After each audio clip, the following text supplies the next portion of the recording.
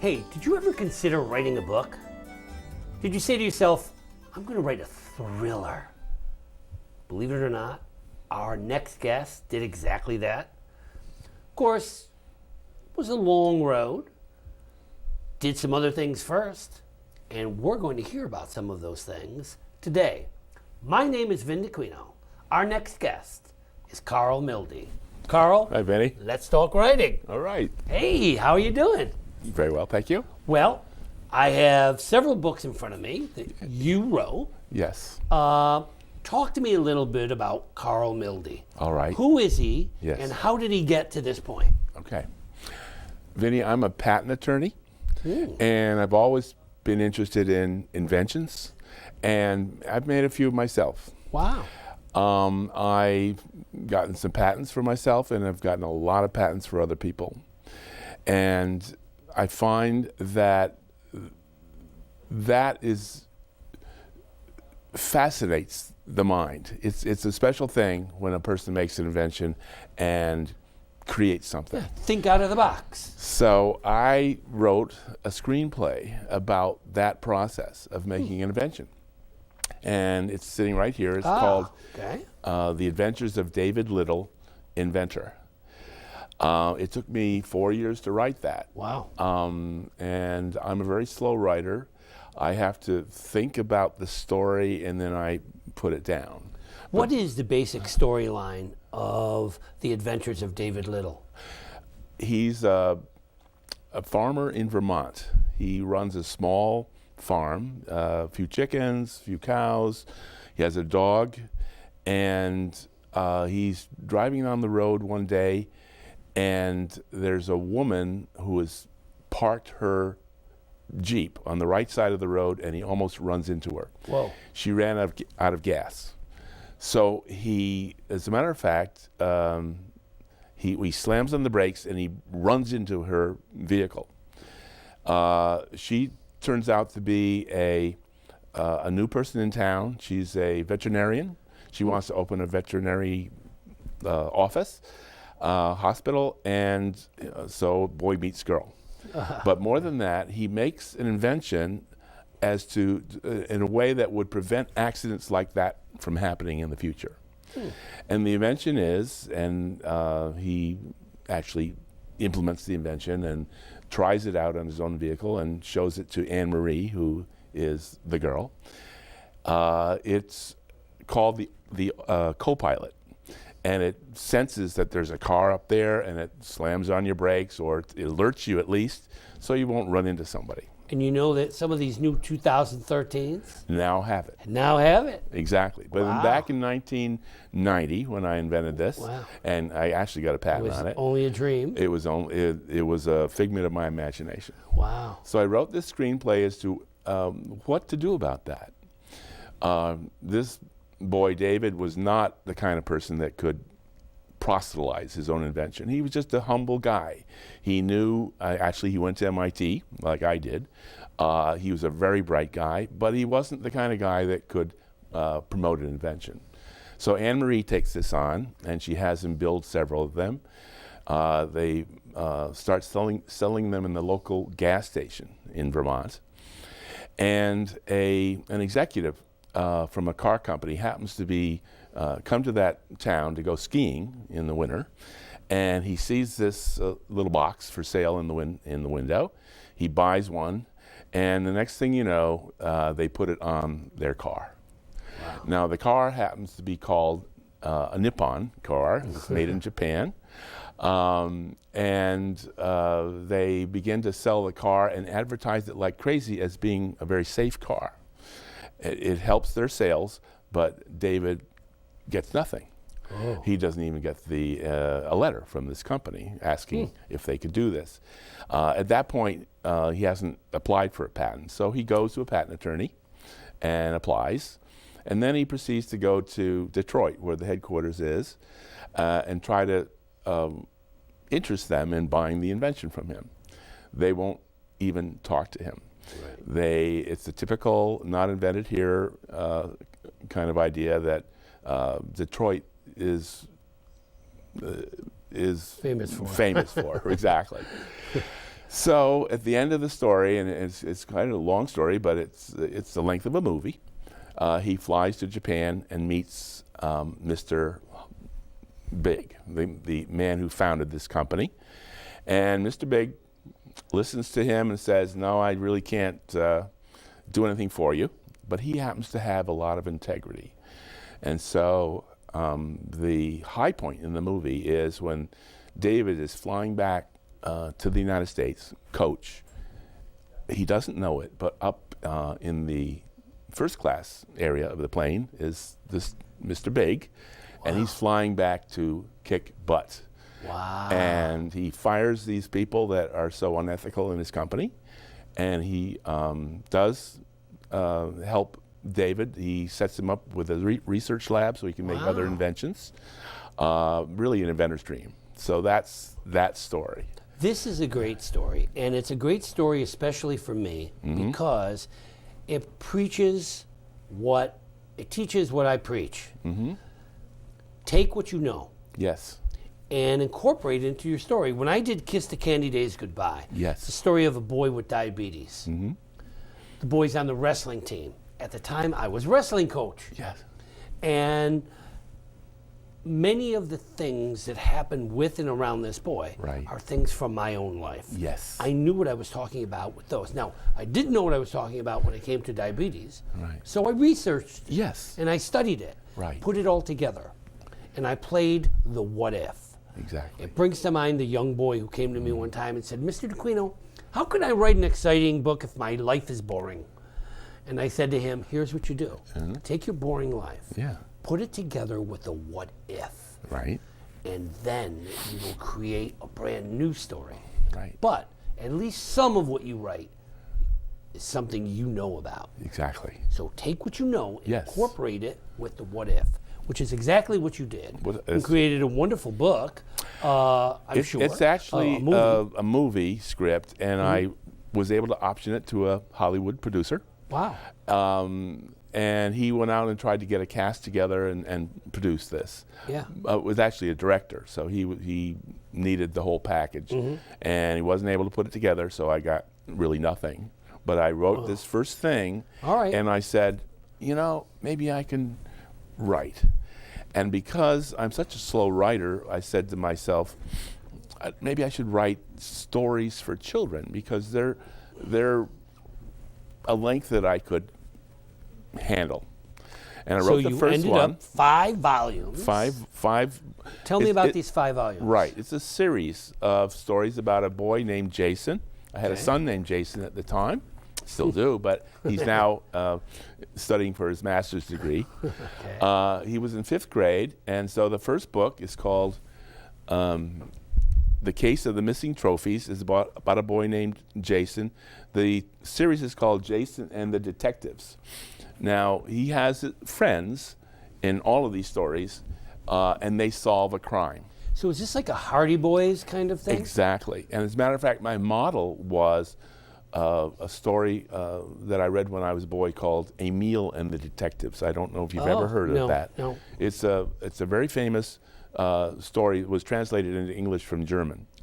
Emil is a boy who was on a train and money was stolen from him, and he saw the guy that stole it, and he was just getting off the train, so he runs and gets off the train, and then he has to make some friends in order to find this guy and to bring him to justice. Wow. And that was my model. And does he win?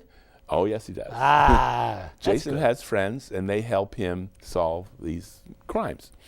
And another aspect of the stories is that Jason makes an invention in every one of these stories. Of course. He's a young inventor.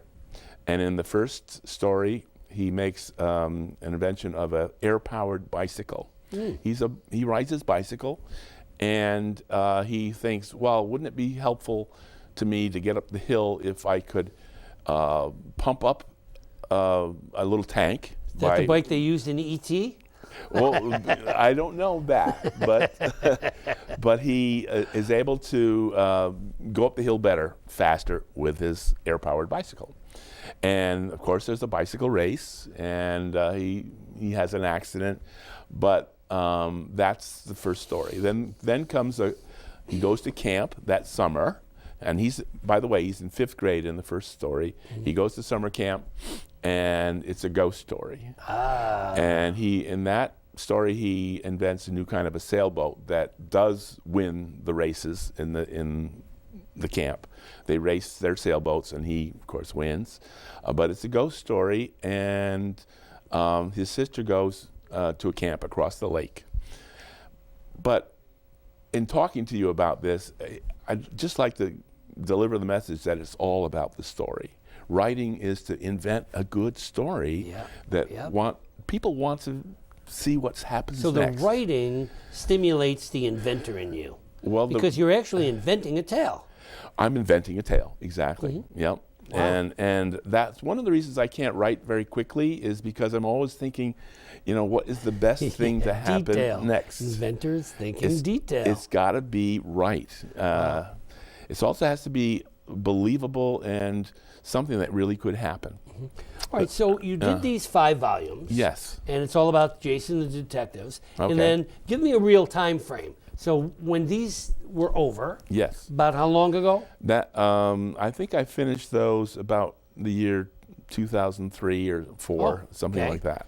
Okay, and then after that, you decided you're going to jump the fence into adult. I'll start writing an adult book, and then because I'm such a slow writer, I knew this was going to take a few years. I only write on weekends. I'm a working guy, so I have really Saturday and Sunday to write, and every weekend I would write a chapter. There's 100 chapters in each of my books. In each, wow. So they're relatively short chapters. They're about 3 pages typewritten. Okay. So tell me, what does a chapter consist of? It's a story in itself? No. The whole book. The whole book is a novel? It's a thriller, novel. The Commuter Train is the first one, and it starts out with a man and his son hijacking a train, a commuter train, and there is one that goes from Wassaic, New York, down to New York City. And the story is about why did they hijack this train, and where are they going to go? All you can do is go to New York City. Well, the reason they're hijacking the train is there's somebody that gets on this train every Monday morning. He gets on the very same train, and he travels to New York City and stays in New York for the week, and then comes back on the weekends to his estate. He's a corporate executive. He is a very, I should say, aggressive executive, and he has effectively stolen this man's invention. The man has invented an airplane that can take off. It's a winged airplane that can take off vertically and then fly and then land vertically, which is something people can't do at the moment. They can fly with a helicopter, but not with a fixed wing plane. Right. So what they want to do is take him to Washington, D.C., and have him testify before Congress. It's kind of an odd thing to do, but what they do is when he gets on the train, the son gets into the locomotive, and it's a diesel locomotive, and with a gun tells the engineer where to go. Meanwhile, the engineer radios ahead under instructions from the son, and tells the dispatcher that his engine is breaking down, and they have to let everybody off the train. Well, they do. They stop the train in Pauling. Everybody gets off except this one man, because he's in the bathroom with a gun to his head in one of the cars in the back. Good reason not to get off.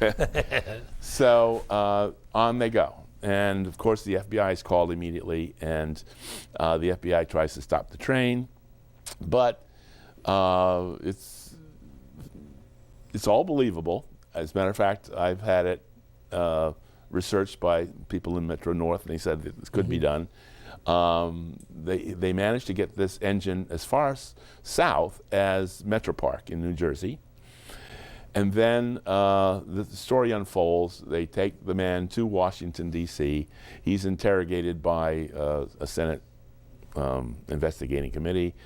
And because being an executive like he is, nobody believes that he did anything wrong. And that's how the story then unfolds. And in the end, there's a trial. And in the trial of the father and son, for the crime of hijacking a train. Wow. And there's a surprise ending.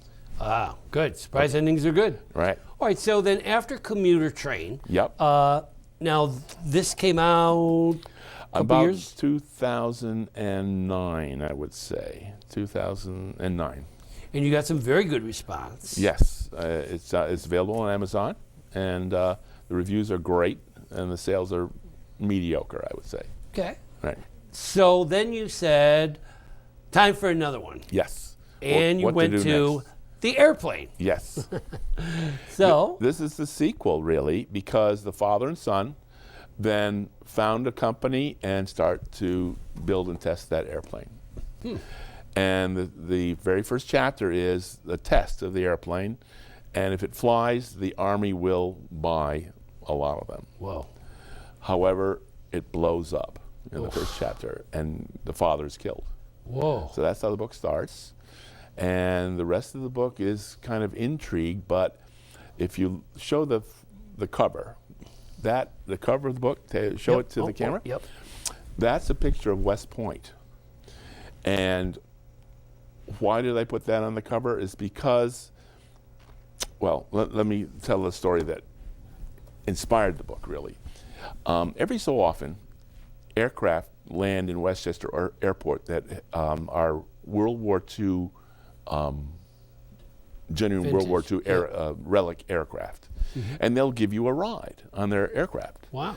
So I took a ride on a B-54, I believe it was, from the Westchester Airport. And we took off and headed up on the east side of the Hudson River. Now, that aircraft is not pressurized. As a matter of fact, it has huge windows on either side that are meant for guns to put in the window for air defense. Wow. So you can stand in the window, the wind is blowing by, and look out, and it's a breathtaking view, and you're only about 1,000, maybe 2,000 feet off the ground. Wow. Well, we went up the Hudson River, and I looked across the Hudson, and there's this little train going up on the other side of the Hudson on it was a freight train. It was going on a track, and I said, my gosh, I wonder where it goes. Well, we were going slowly, so we got to West Point, and I was able to follow the track, and it went right underneath West Point. Wow. Came out the other side. Wow. And I said to myself, whoa, you could blow up West Point if you had a bomb in that train. So that's kind of the driving force of the story. And there's a really thrilling ending, and of course everybody comes out okay. Wow. All right, so now I'm going to ask you some questions about Karl Milde, author. Yes. Where, when, how do you write? Okay. Very simple. I get up at 5:30 on Saturday morning. I write for maybe 3 hours and put a draft in the computer of the next chapter. Meanwhile, all week I've been thinking about what to say. Yep. So I'm, raring to go. And the rest of the weekend I rewrite and polish, and my wife, Cheryl, edits it, makes sure that the typos are gone, most of them. And by the way, she gives me a lot of good ideas for the story, but it's all about the story. Yep. So you work it out in your mind. Now, does it flow pretty easily, or are there some chapters that drive you nuts? Sometimes I can always write, but some chapters are harder than others. That's right. So you're not one of those writers who suffers from writer's block, or No. are there times when? No, I just when I'm having a rough patch and it's not flowing, and sometimes it really does flow great, but when it doesn't flow, I just keep writing and then keep correcting and let finally it find its way. Yes. That's good. Right, because That I is know good. where I'm so going. you have a designated time. You Yeah. write pretty much 5:30 to 8:30 Yes, until on a Cheryl comes Saturday. down for breakfast. Right. Now, do you write any other times? Or is that pretty much your writing time? I'm writing always at In your work. head. But But- in terms of my thrillers, that's it. That's it. So Okay. it Well, takes that's good. 100 weeks to write a book. Yeah, but you have a designated time. Yeah. You realize that not all writers write that way. Well, I know they don't, but I can tell you this. I went to one, I've never really learned the craft except on my own. But I went to a weekend called Thriller Fest. It happens every year in New York City. All the famous thriller writers come, and they will spend 2 or 3 days telling you about how they do it. And most of them said that they try to write every day, turn out 2 or 3 pages. And they just keep working at it Yep. and working at Yep. it. And since they're doing it full time, the books, they Yeah. write 2 or 3 books Yeah, a I year. mean, writing's a discipline. One of the most amazing revelations for me was that not all writers are the same. I mean, there's writers who write first thing in the morning, much like you do, Yes. and a little bit every day. Right. Some write only once a week. I write middle of the night because Oh. I can't write any other time. Oh. Otherwise, everybody's bothering me. Phone rings, the door. I make excuses to get up. Middle of the night, there's nothing else going on. Right. So that's Yeah. the best time for me. That's And when understood. I'm writing, that's when I write. Right. When I'm not writing, I don't. So when a book is hot, it's hot. Right. I'm not the kind that'll write all the time, all year round. Right. You know, when a book is ready to be written, that's when I write. Okay. Also, places. Where do you write? Kitchen table? Do you have a separate office at home? We have an office at home. an yes. office at home. So you go into your office. Yes. It's your little man cave. Right. And you go in there and you do your thing Right. in there. Yes. You have a computer, Yes. desktop or laptop? Definitely desktop, because I can't stand those little tiny keys. Yeah, so okay. laptop. That's a difference too. One of the things I like to stress for authors is that you need to find yourself as an author. You need to create your profile. When do you write? Where do you write? How do you write? You know, when I did Kiss the Candy Days Goodbye, I wrote that book all handwritten Yeah. at the kitchen table. Uh-huh.